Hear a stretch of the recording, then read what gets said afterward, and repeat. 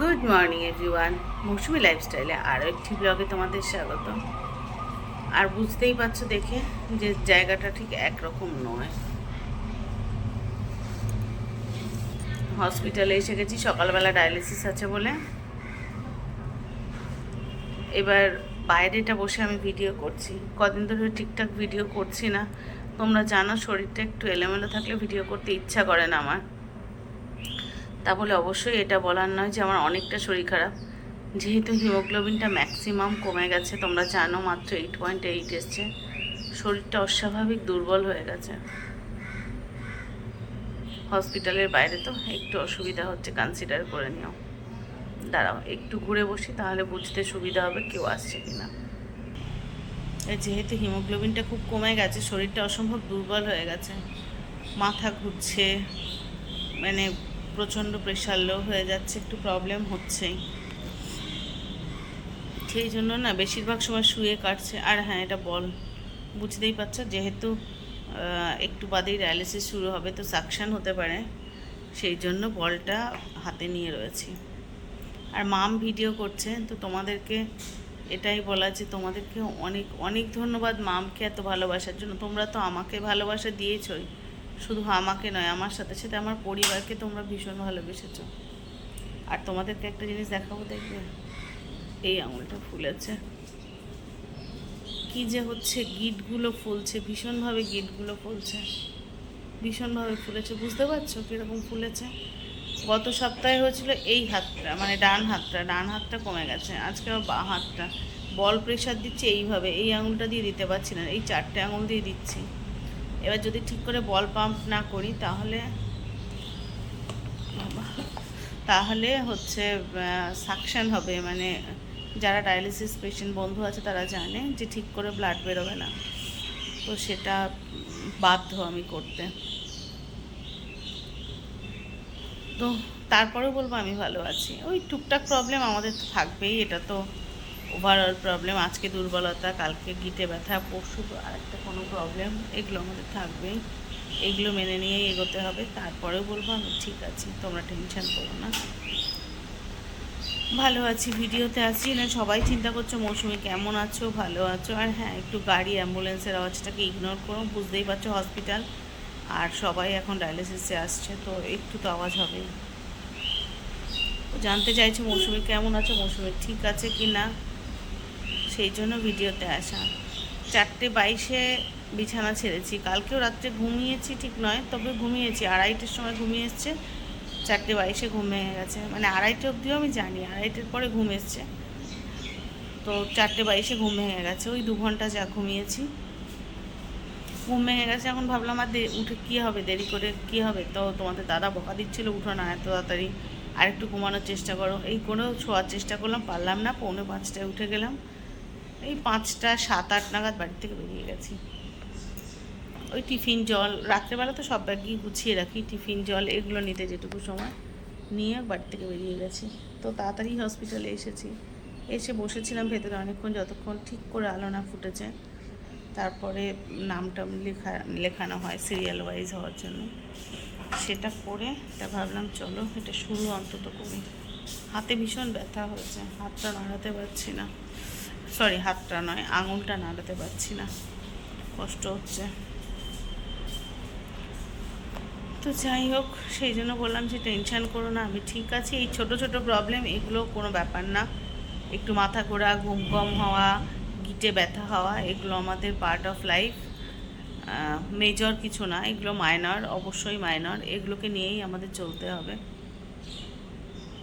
তো চলো এবার ভেতরে ঢুকি, ডায়ালিসিস শেষ করি, তারপরে আবার আসছি। তো আমি চলে এসেছি রান্নাঘরে চলে এসেছি বলতে রান্নাঘরে এসে রান্না হয়েও গেছে। কালকের বেশ কিছু তরকারি ছিল, আর তার সাথে হচ্ছে মা বলেছিল একটু শুধু ডাল করতে, মুসুরির ডাল। মা খাবে না, আমাদের জন্য আর কি। বাপি বাড়ি এসে কিছুক্ষণের জন্য থেকেই, মানে খাওয়াটা কম কোনো মতে খেয়ে আবার বেরোবে, কাজ আছে বাপির অফিসে, তো সেই জন্য আমি ডালটা করছিলাম, মুসুরির ডাল। মা বলেছিল নর্মালি আর কি সেদ্ধ ডাল যেটা হয় সেইভাবে করতে, ওই পেঁয়াজ কুচো দিয়ে আর ওই কাঁচা সর্ষের তেল যেভাবে করে আর কি ওইভাবে করতে, বাট আমি একটু ফোড়ন দিয়ে করে ফেলেছি, কারণ ঠিক আছে, মা বলেছিল যাতে আমার কোনো প্রবলেম না হয়, আমার যাতে তাড়াতাড়ি হয়ে যায়, এই জন্য ঠিক আছে আমার হাতে সময় ছিল, আজকে তো তাড়াতাড়ি শুরু করেছি সব। আর এই করতে গিয়ে কাণ্ড হয়েছে, তোমাদের বলি দাঁড়াও। রান্নাঘর থেকে বেরিয়ে এই যে ডাল, এখনো ফুটবে একটু, আমি একটু ঢাকা দিয়ে রাখি, গিয়ে তোমাদের এবার বলি কি হয়েছে আজ। আজকে সকালে আমি একটু বেলা করেই উঠেছি, ওই 8টার দিকে উঠেছি। এবার উঠে মা বলে গেছিলো যে আজকে বাপির একটু তাড়া আছে, বাপি আজকে 12টার মধ্যে চলে আসবে, এসে কোনো মতে খেয়ে দৌড়বে, বাপির কাজ আছে, তো তুই সেই অনুযায়ী তাড়াতাড়ি করে রাখিস। আমি বলছি আচ্ছা ঠিক আছে, তো আমি করি রোজই, তো সেটা তো 1 ঘন্টা আগে করে রাখতে হবে, তো ঠিক আছে। আমি সেই অনুযায়ী সমস্ত কিছু করে ঠরে রাখছি, গুছিয়ে রাখছি, শুধু আমার এই ডালটুকুই বাকি ছিল। ভাতও হয়ে গেছে, খাবার গরম করাও হয়ে গেছে, আর ডালের আমি পেঁয়াজটাও কেটে রেখে দিয়েছিলাম, যে ঠিক আছে ওটা করতে কতক্ষণই বা লাগবে, একটু পরে করে নেবো। তো যাই হোক, এবার তারপরে বুনু ঘুম থেকে উঠলো, বুনু ঘুম থেকে ওঠার পরে ওকে খেতে দিয়েছি। এবার ও খেয়েছে হচ্ছে ব্রেড বাটার আর পোচ। এবার আমি যেহেতু ওর থেকে অনেকটা আগে উঠেছি, আর আমার আজকে সকালে ভারী কিছু বলতে খেতে ইচ্ছা করছিল না, তো আমি কি করেছি, আমি একটু জল মুড়ি খেয়েছি আর কি, মুড়ি আর জল, চিনি নুনটুকু দিয়ে ওইটুকু খেয়েছি। তো হ্যাঁ, আমি কিন্তু নুন দিয়ে 1 চিমটা, ওটা মাই আমায় শিখিয়েছে যে যখন চিনি দিচ্ছিস জলের মধ্যে, মুড়ি দিচ্ছিস, তাহলে এই 1 চিমটে নুনটুকুও দিবি, তাহলে ওটা শরীরের জন্য ভালো, মানে স্যালাইন ওয়াটারের কাজ হয়ে যায়। তো আমি ওইভাবেই খাই, ওটাই খেয়েছি সকালে। এবার বুনু যখন উঠেছে, এবার ওকে আমি ব্রেকফাস্ট বানিয়ে দিতে গেছি, তখন ওর যেহেতু পোচ বানাবো, এবার আমি তেলটা কি জানি আমি বুঝতে পারিনি, হয়তো আমি গ্যাস বেশি জোরে দিয়ে ফেলেছি, খেয়াল করিনি, বা তাড়াহুড়ো ছিল যে খাবারটা আজকে তাড়াতাড়ি বানাতে হবে বাপির জন্য, সেই কারণে হোক, তো গ্যাসটা অত্যন্ত জোরে হয়ে যায়। আর যখন ডিমটা ফাটাতে যাব, হয় না, হাতে একটু জল ছিল, আর ডিমটাও একটুখানি জাস্ট প্যানে পড়েছে, আর তেলটা এতটা হিটেড ছিল যে পুরো ফ্রাইং প্যানটার ওপরে, ওই যে যখন কোনো কিছু তো তড়কা দেয় না, দেখা যায় না যে পুরো আগুন উঠে গেছে, ঠিক সেরকমভাবে পুরো ফ্রাইং প্যানটার ওপরে ওরকম করে আগুনটা উঠে যায়, যেটাতে আমার এই 2টো আঙুল প্রচণ্ড পরিমাণে জ্বলে গেছে, মানে পুড়ে গেছে বলতে পারো। কিন্তু সাথে সাথে যেহেতু আমি গরম জল না, গরম লেগেছে বলে ঠান্ডা জল দিয়েছি, তো সেই জন্য আমার হাতে কোনো দাগ হয়নি, বাট এতে সাংঘাতিক জ্বালা করছে, আঙুলগুলো কেমন জানি একটু টস টস করছে, ফোলা ফোলা। তো এই এক কাণ্ড, তাড়াহুড়ো করতে গিয়ে তো সত্যি তাড়াহুড়ো করাটা উচিত হয়নি, আমি খেয়াল করিনি, পুরোপুরি আমার জন্যই হয়েছে জিনিসটা। বাট হ্যাঁ, ভীষণ জ্বালা করছে এখন। এখন যখন যাচ্ছে আগুনের সামনে আরও বেশি জ্বলছে, মানে যখন ডালটা নাড়াতে যাচ্ছি বা কিছু, কিছু গরম হাওয়াটা, মানে বাষ্প যেটা আর কি, সেটা লাগছে হাতে, পুড়ে গেছে অলরেডি, তার মধ্যে লাগছে, তো আরও জ্বলছে। যাই হোক, ওটাকে কমপ্লিট করতে হবে, ওই রান্নাটা কমপ্লিট করে সিঙ্ক ভর্তি বাসন ওগুলোকে মাজবো। আর বুনু যেহেতু আছে দেরি করে উঠেছে, বিছানাটা অ্যাজ ইউজুয়াল ওইভাবেই পড়ে আছে, ওটাকে গিয়ে তুলতে হবে, বেলা হয়ে গেছে। তো আগে আমি রান্নাঘরের কাজটা না সে বেরোতেও পারছি না, তো ওটাকে কমপ্লিট করে যাবো বিছানা তুললে তারপরে যাবো স্নান করে পুজো দিতে। অনেক কটা কাজ বাকি রয়েছে, রান্নার দিকটা মিটে গেছে, তো ওটা কমপ্লিট হয়েই যাবে এক্ষুনি, তো করে আবার যাবো বাকি কাজগুলো করতে। তো চলো যাওয়া যাক। ডালটা হয়ে গেছে এই যে, আর এই দিকে দেখো, এই শুধু নয়, এদিকেও রয়েছে, এখানে বুনুর ব্রেকফাস্টে সব পড়ে রয়েছে, মানে এখন আমাকে সেই রান্নাঘর পরিষ্কার করতে হবে। ওটা আর দেখাচ্ছি না, কাল তো দেখেইছো কীভাবে রান্নাঘর পরিষ্কার করি। তো মোটামুটি সব কাজই বাকি, এটাকে করে বাসনটা আগে মাজবো, দেন এই রান্নাঘর পরিষ্কার করে তারপরে যাব বিছানা তুলতে, দেন পুজো দিতে। এখানে ভাত এই সবে উপর দিয়ে না রাখা গরম। এখানে এটা কালকের ছিল চিংড়ি মাছের মাথা দিয়ে ভাজা, এর তলায় এই যে ডালটা আমি বানালাম সেটা। এখানে রয়েছে চিংড়ি মাছের মালাইকারি, কিন্তু এই মালাইকারিটা মা কালকে বানিয়েছে, সেটাও ইউটিউব থেকেই দেখে। সেটা হচ্ছে কোনো রকমের নারকেল দুধ ছাড়া চিংড়ি মাছের মালাইকারি। আর এই যে এটা হচ্ছে চাটনি। আর তোমাদের যদি এই রেসিপিটা শোনার ইচ্ছা থাকে, পরে মাকে বলবো কোনো এক সময় বলতে, কারণ এটা আমি জানি না। তো ডায়ালিসিস নিয়ে বাড়ি চলে এসেছি, আর আজকে 4বার সুগার প্রেশার ফল করেছে, 4বার।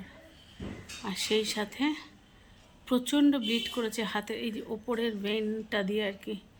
5 মিনিট পর থেকেই ব্লিড করা শুরু হয়েছিল, আর একদম শেষ পর্যন্ত কত যে আজকে ব্লিডিং হয়েছে হাত দিয়ে, মানে ওই নিডিলের গোড়া দিয়ে।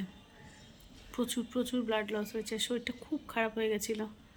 এবার একসাথে যারা ডায়ালিসিস নিয়ে অনেকের বাড়ির লোক থাকে তো, এবার আমি বলেছি না যে আমাদের কাছের থেকে একজন কাকু যান আর বাঁশদ্রোণী থেকে একজন যান। আমি বেশিরভাগ সময় ওনাদের সাথে, যদি বাঁশদ্রোণী কাকিমাদের সাথে আসি তাহলে ওই গড়িয়া অবধি এসে ওখান থেকে আমি অটোয় একা আসি, আর নাহলে আমাদের পাশের পাড়ায় যিনি যান ওনার সাথে এলে বাড়ির প্রায় কাছাকাছি নেমে যায়।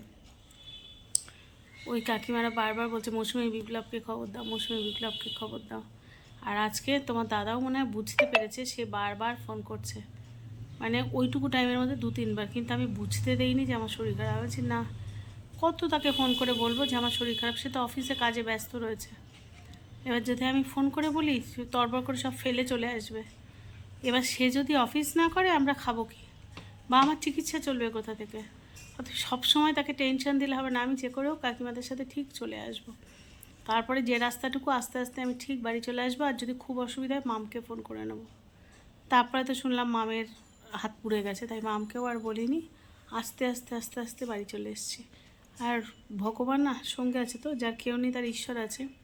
তাই ওয়েদারটাও আজকে বেশ ঠান্ডা করে রেখেছিল, মানে রোদ্দুর নেই, কিছু নেই, খুব একটা অসুবিধা নেই। এখন চোখ মুখ আধার দিচ্ছে। আসার সাথে সাথে মা আমি একটু গরম চা করলো, খেলাম, যেহেতু চোখ মুখ আধার দিচ্ছে কষ্ট হচ্ছে। এবার যাব স্নানে। তা ভাবলাম চলো আজকের ভিডিওটা শেষ করে যাই, তাহলে তোমাদেরকে ভিডিওটা মাম পোস্ট করে দিতে পারবে। তো চলো আজকের ভিডিওটা এখানেই শেষ করি। সবাই যে যেখানে আছো ভালো থেকো, সুস্থ থেকো। আর যদি নতুন কোনো বন্ধু আমার চ্যানেল ভিজিট করে দেখো, চ্যানেলটা সাবস্ক্রাইব করে পাশে থেকো। দেখা হচ্ছে নতুন ব্লগে, ততক্ষণের জন্য সবাইকে টাটা।